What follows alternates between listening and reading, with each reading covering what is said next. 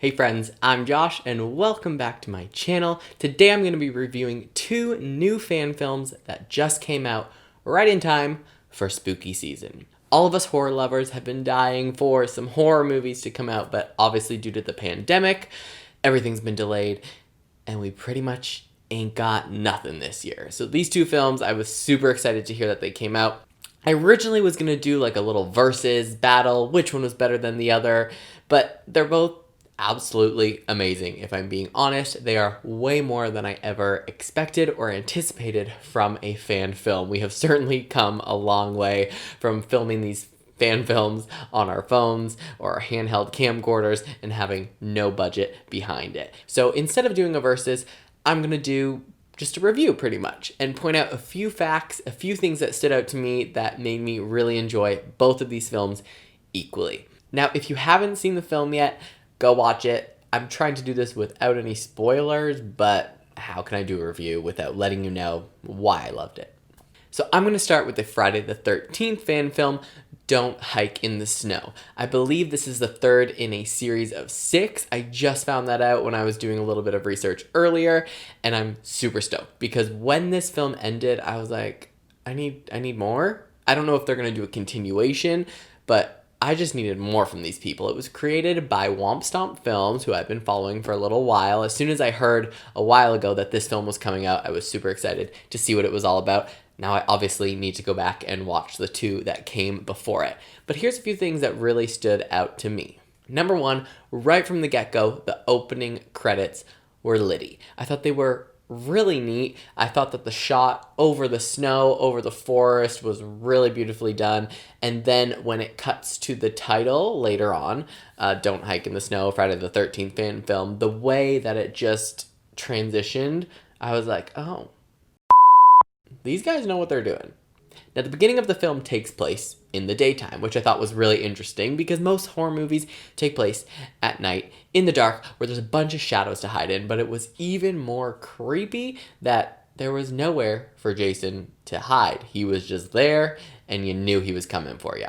I also thought that the color here was really nice in the film. The guy's wearing this yellow jacket that really popped in the snow, and it was a really beautiful contrast with the green of the forest. And just throughout the whole film, the coloring, the contrast, the saturation was really nicely done, and it just made it seem cinematic. So I like that we got to see Jason's mom again. I find that anytime we do see these flashbacks of Jason and his mother, to me, it can always be a little bit corny, but the way that it's done in the film, I really felt something. It's a very heartfelt kind of moment, and you also get to see Jason when he's young again. And the makeup that was used on this young Jason, I thought was stunning. I forgot I was watching a fan film majority of the time that I was watching it. The way that Jason kills, for me, is just very, I want to say, sudden and in a heat of the moment type of thing. He just does whatever he can do to really F you up. And I thought that that was carried out throughout the film. It was gory. There were some crazy kills. I even gasped at the first kill. I was like, oh, they really just did that? Bomb. You never know how those special effects are going to turn out when it comes to fan films, but the way that it was all done, the kills were very reminiscent of kills that Jason in the cinematic films and the movies that came out in the theaters should be. I really enjoyed that we got to go back to Crystal Lake, and it wasn't right up in your face Crystal Lake, oh, we're here, this is where it all started, this is where it takes place, this is the Crystal Lake of all the films. You were just there, and you didn't even know it until you knew it, and I thought that was a really fun way to bring us back to where it all started. The acting throughout was wonderful. I thought that those characters were very well developed, and the people that were cast in those roles were absolutely perfect, and I just want to see them in a feature-length film at this point. Now for my absolute favorite part of the film. A few years ago, when we were hearing news about a new Friday the 13th film, we heard that it may be a found footage film. And I was excited. I thought that would be a really cool take on the franchise, something to switch it up a little bit, but I think I was the only person out there that was really excited.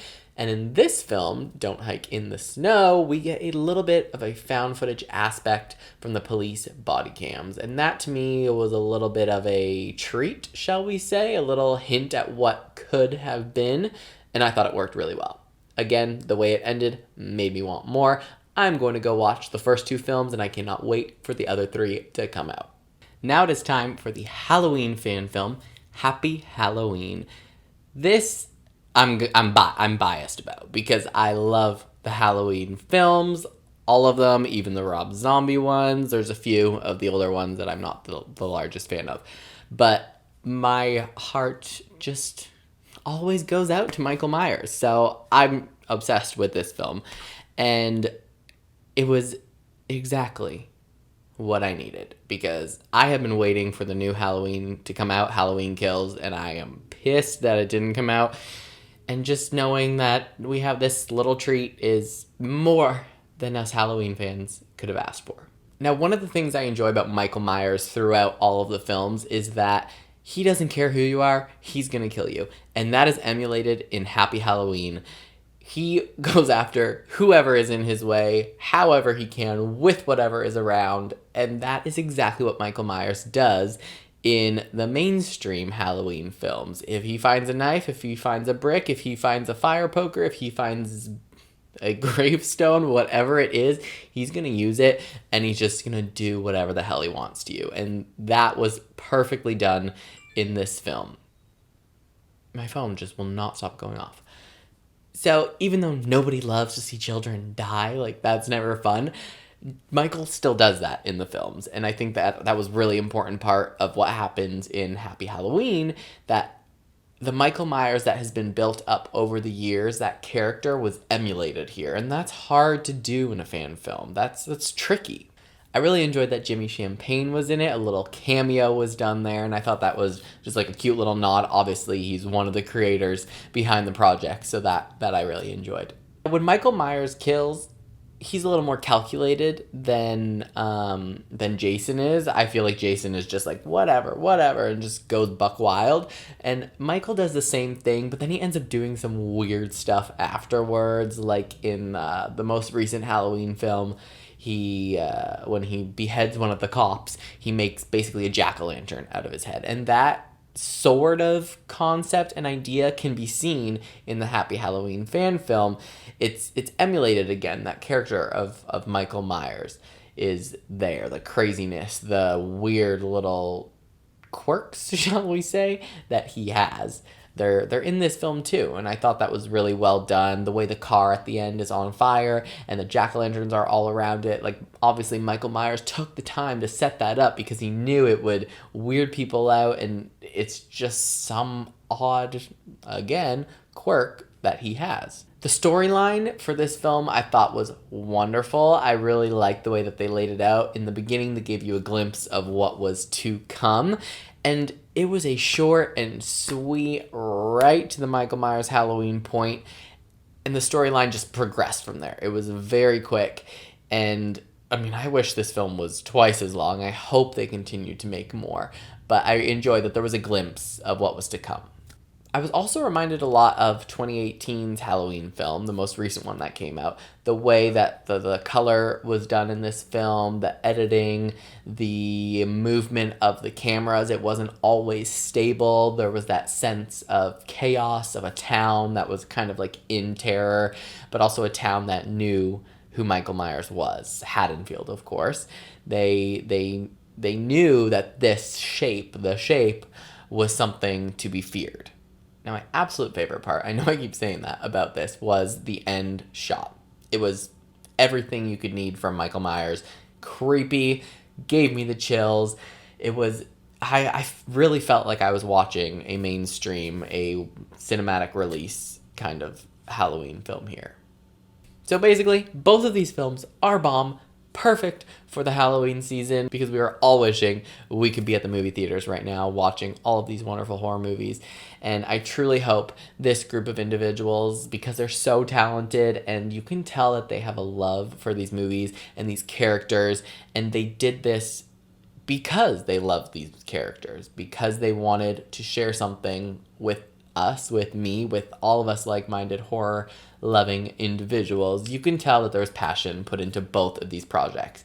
And I'm saying right now, that I want to be a part of the next one, or one of them, like maybe like a Scream, a Ghostface sort of situation. I'm a very good actor, and at this point in life, we need a gay Scream queen, so let's figure it out.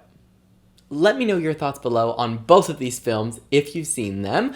If you have not, go watch them, come back, and let me know if you agree or disagree with what I had to say. Again, if you haven't subscribed yet, make sure to do so. Like, comment, do whatever you gotta do, and follow me on Instagram at True Crime Nursery Rhymes for some fun books, horror, and true crime products. See you next time.